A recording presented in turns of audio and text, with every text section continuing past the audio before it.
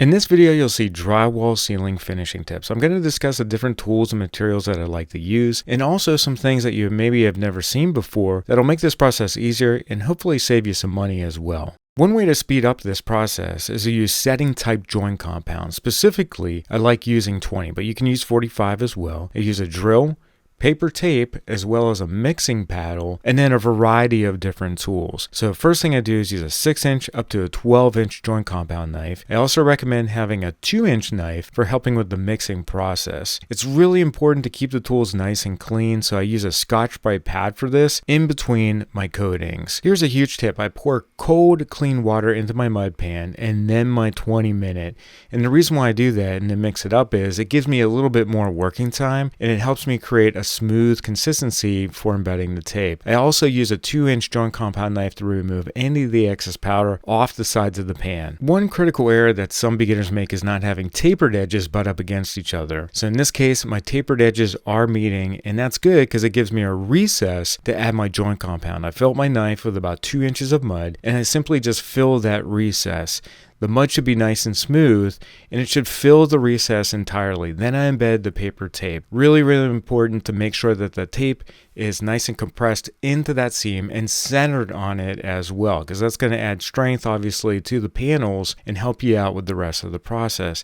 I hold my knife at a 45-degree angle, smooth out the joint compound, and remove all of the excess, yet and make sure that the paper tape is nice and compressed in that butted joint. I then move on to the screws after I fill the seam. Now, one big mistake that I try to avoid is overfilling the holes. I just want to fill these enough such that I get a real thin coat of the joint compound. I do this one of two ways. Either I fill multiple holes at one time, or I just fill them one at a time. It really is kind of up to you. I do it both ways, but the idea is to not overfill this with the joint compound and create a sanding problem for yourself. After about an hour or so, this 20-minute joint compound will set up enough such that I can scrape off any high spots and sand it down lightly if I need to. Now notice I'm not really having to sand it at all because I put thin coats on. So I mix up another thin coat of the 20-minute. I just wanted to show you here, you don't want to see this. You don't want to see air pockets in your joint compound. That will cause fisheyeing on the ceiling, and you'll have to fill those in.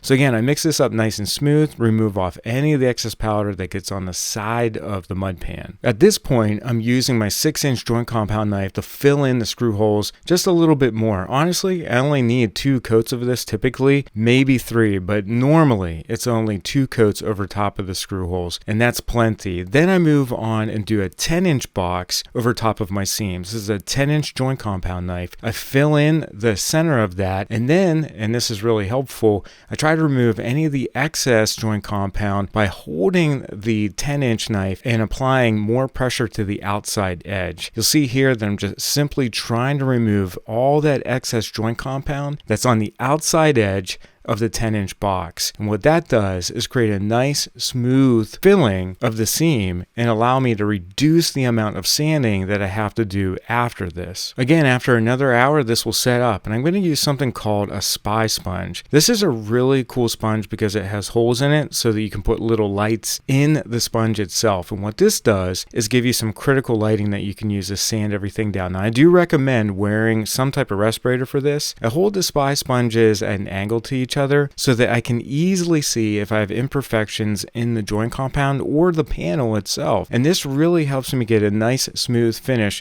not only where the screw holes are, but also where the seams are. Once I'm done with that, I then do my 12-inch box. This is a 12-inch joint compound knife. I apply a smooth coating of the joint compound, and I compress the knife on the edges to remove any of that excess joint compound and feather out the 12-inch box. This honestly is my final go-round, and I don't need much more than this. By the way, I use the same methodology for my walls. I do a 6-inch knife, a 10-inch knife, and then a 12-inch knife. And this is a big enough box that I can feather out that seam and get everything nice and smooth. For the ceilings, once I'm done with all the sanding, I then prime it.